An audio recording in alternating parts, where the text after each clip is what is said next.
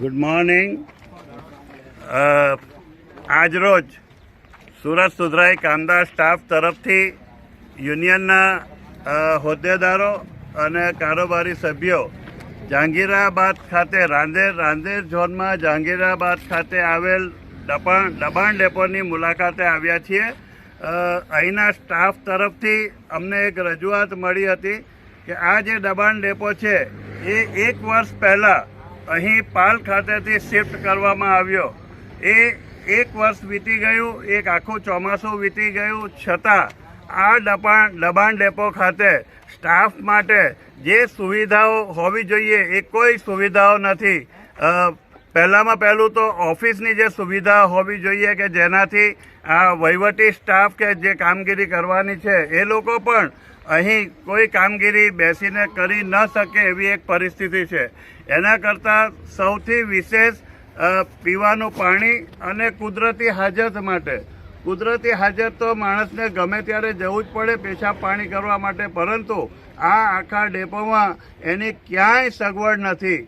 દુઃખ સાથે કહેવું પડે છે કે 1 વર્ષ જેટલો સમય વીતી ગયો છે છતાં આજ દિન સુધી અહીં આ સુવિધા આપવામાં આવી નથી. અહીં નીચે જોઈએ આપણે કે નીચે પણ કાચી જગ્યા છે, કાચી માટી છે અને એ કાચી માટીમાં કોઈ પણ પ્રકારનું જે આરસીસી થવું જોઈએ એ આરસીસી કે ડામર રોડ પણ બનાવેલો નથી, જેના કારણે સમગ્ર ચોમાસા દરમિયાન અહીં ખૂબ કાદવ થઈ જાય છે અને એ કાદવની અંદર તો ચાલવું પણ મુશ્કેલ પડે.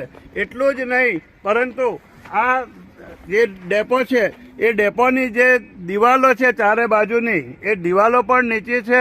આજુબાજુના લોકો એમાંથી કૂદીને આ સામાનની ચોરી પણ કરી જાય છે. મોટી ચોરી પણ થઈ શકે એવી શક્યતા છે. આ તમામ બાબતો જે રાંદેર ઝોનના ઉપરી અધિકારીઓ છે એ લોકોએ તાત્કાલિક ધ્યાને લેવી જોઈએ અને આ જે સમસ્યાઓ છે એ સમસ્યાઓનું નિરાકરણ કરવામાં આવે એવું સુરત સુધરાઈ કામદાર સ્ટાફ યુનિયન તરફથી અમે માંગણી કરી રહ્યા છીએ.